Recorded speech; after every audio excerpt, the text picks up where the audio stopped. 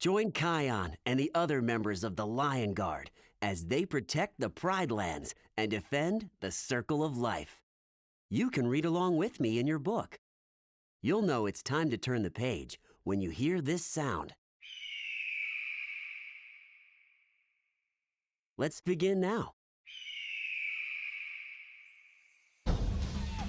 One day, out on patrol, the Lion Guard spotted hyenas hunting in the Pride Lands.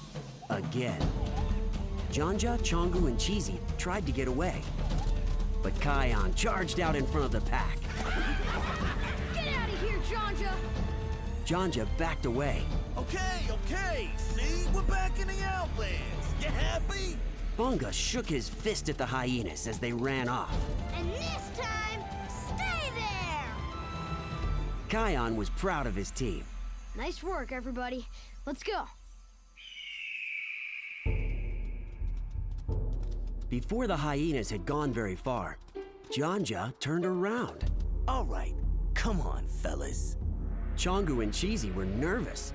They didn't want to run into the Lion Guard again. But Janja kept walking.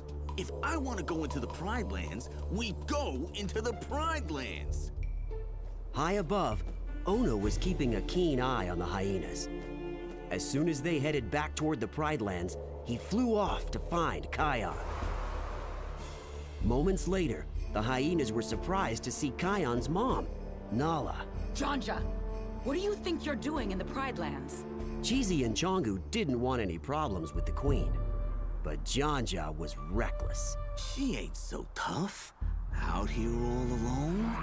The hyenas surrounded Nala and started to growl. Suddenly, Janja leaped toward Nala. Kion heard the fighting and rushed to see what was happening. He couldn't believe Janja would attack his mother. Get away from my mom! Then, feeling the anger building inside of him, Kion let out the mightiest roar ever. The hyenas all ran away with their tails between their legs.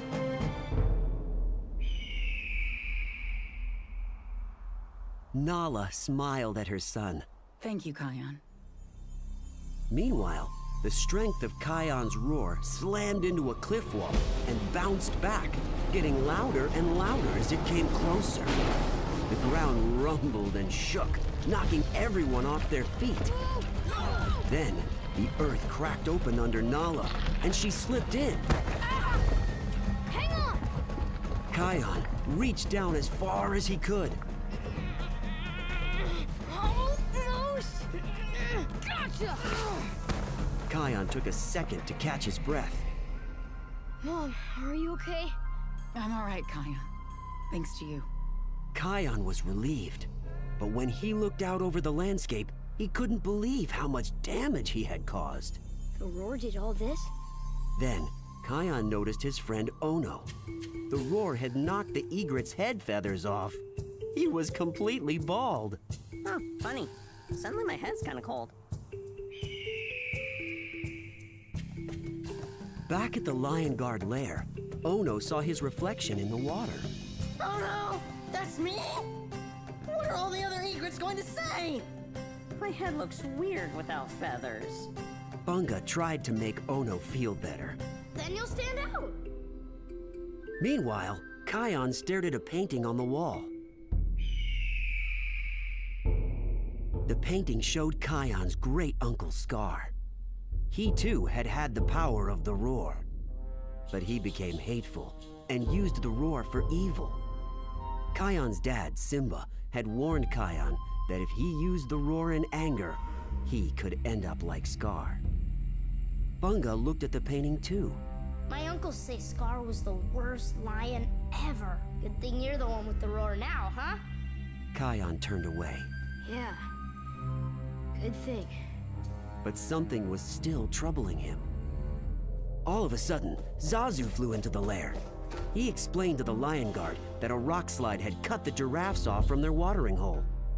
Kion was ready to help. We're on it. Till the Pride Lands end? But Ono was too embarrassed to go anywhere. Kion faced his friend. Come on, we need you. It took some work, but the guard finally convinced Ono to join them. Okay! Lion Guard defend! Lion Guard defend! A long line of thirsty giraffes had formed at the watering hole. The rock slide had created a wall around it. The Lion Guard had to find a solution. Bunga soon came up with a plan. You could just use the roar and blast those rocks away. Use the roar! Use the roar! But Kion had a different idea. Beshti, if you move that one big rock, it'll open up the whole thing. Beshti leaned against the boulder and pushed. Suddenly, the whole rock wall came tumbling down, splashing everyone. Bunga shook off the water.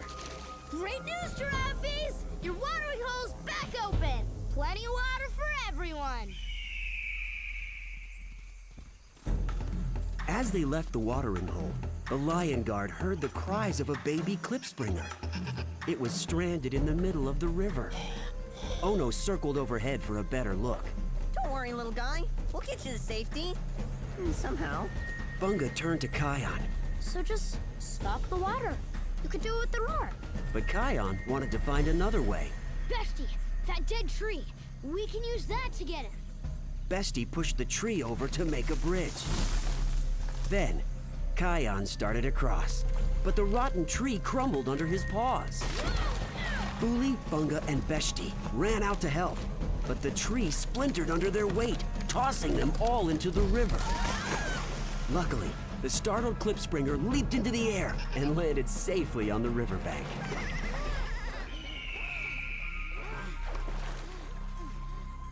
The Lion Guard made their way to shore, soaking wet but safe. As they dried off, Bunga asked Kion a question. Hey, Kion, how come you didn't just use the roar back there? After what happened with my mom, I'm afraid I might hurt someone else with the roar. I don't know if I should ever use the roar again. Bunga couldn't believe it. Neither could Maku, who was lurking in the river. He chuckled to himself. So, Kion's afraid to use the roar. Interesting. It looks like it's time to make my move. Later that day, when Kion was alone, the spirit of his grandfather Mufasa appeared.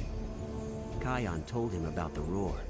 The last time I used it, I was really angry, and it caused so much destruction. I'm worried that I might turn into Scar. When Mufasa asked why Kion had been so angry, Kion told him about the hyenas. They were attacking my mom.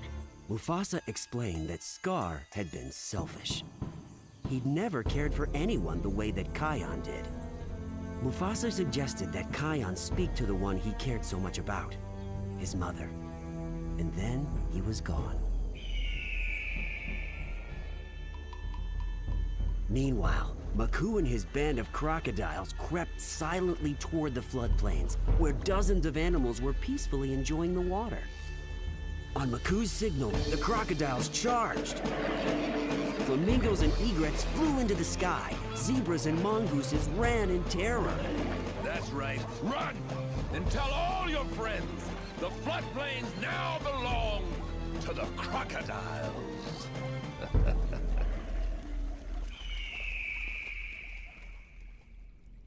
Back at the lair, Bunga covered Ono's bald spot with petals and leaves. Oh, I don't know about this, Bunga. Trust me. Almost done. Just a little more off the top. Just then, Fuli rushed in. A mongoose told her that Maku and his gang had taken over the floodplains. The Lion Guard knew they had to help. Ono flew off to find Kion, while Bunga, Fuli, and Beshti rushed to face the crocodiles. It didn't take long to find Maku. Bunga shouted a warning. Get out, or we'll throw you out. Maku just laughed. Without your fearless leader, or should I say, your roarless leader? Too much of a coward to use his roar.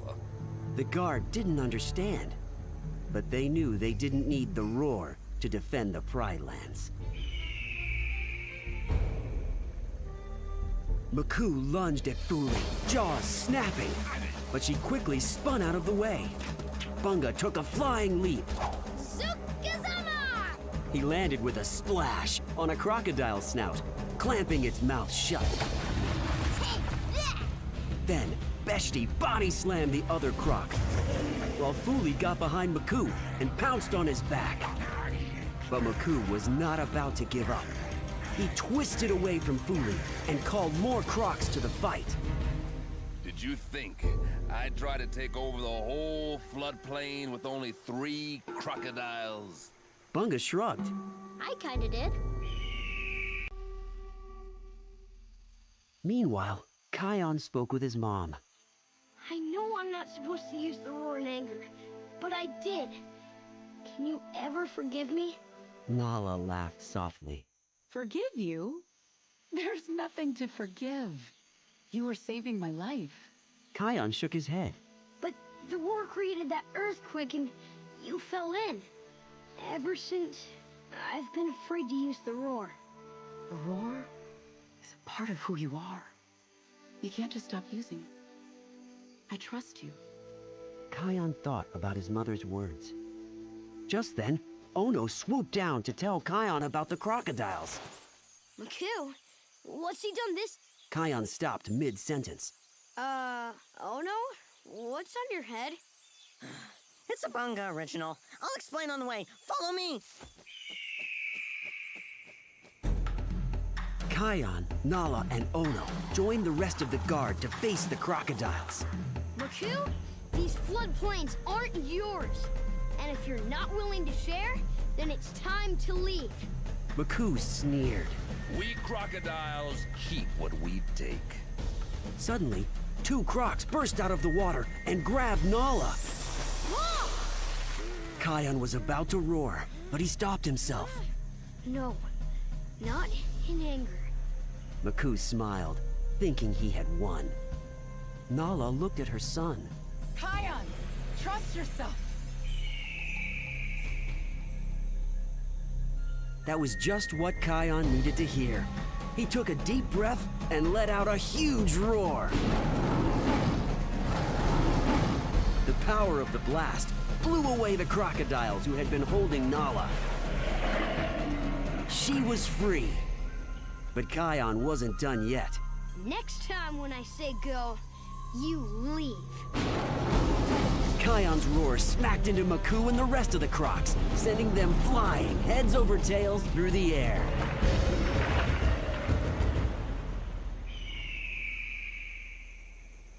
Bunga ran over to Kion. That was unbelievable! Kion smiled. Guess I just had to have a little faith in myself. Nala was proud, but not surprised. I've always had faith in you. Ono joined the others to share some good news. My feathers have already started to grow back. I'll be back to looking like a normal egret in no time. Just then, 2 egrets with completely bald heads landed nearby. Hey guys, look! Ono had started a trend.